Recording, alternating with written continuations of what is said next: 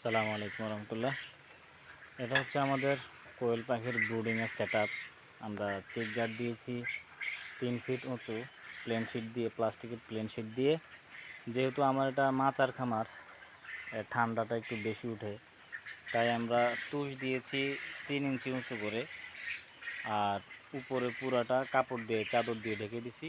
এই পাশে হচ্ছে ফিডের বস্তা দিয়ে ঢেকে দিছি। চাদর এটাতে আসে না, এই কারণে ফিডের বস্তা দিয়ে ঢেকে দিছি। এবং ঢেকে দেওয়ার কারণে তাপ অতিরিক্ত হওয়ার চান্স নাই, কারণ আমরা এখানে একটা STC 2830 কন্ট্রোলার ব্যবহার করছি অটোমেটিক তাপ নিয়ন্ত্রণের জন্য। দেখেন,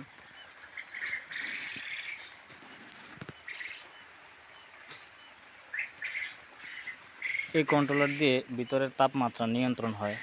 অতিরিক্ত তাপ হইলে বাতি বন্ধ করে দেয়, আর তাপ কমে গেলে বাতি চালু করে দেয়।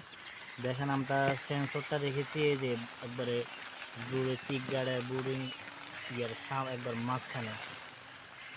এই যে সেন্সরটা আপনারা দেখতে পাচ্ছেন, এই যে সেন্সরটা মাঝ বরাবর ঝুলে আছে, এই সেন্সরটা এটা আমরা মেশিনের মাঝ বরাবর রেখেছি, যাতে চতুর্দিকে তাপটা সমান থাকে। তারপর আমরা পানিটাকে অটো সিস্টেম করে দিছি। এখানে এই বালতিতে আমরা পানি দিছি।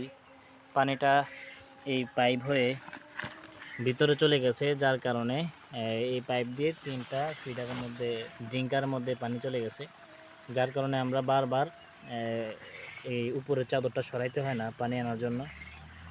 একবার দিনে একবার বা 2 দিনে একবার পরিষ্কার করে দিলে হয়। তো এই কারণে আর না হয়তো তো দিনে অন্তত 3বার আমরা এই উপরের চাদরটা সরাইতে হইতো, এটা ঝামেলা হইতো। এই ঝামেলাটা এখন ইনশাল্লাহ নাই। দেখেন পাখিগুলো কি সুন্দর দৌড়াদৌড়ি করতেছে আনন্দে। তো এভাবে আমরা আমাদের ব্রুডিংয়ের যে ব্রুডারটা আছে, আমরা সেট আপ করে থাকি।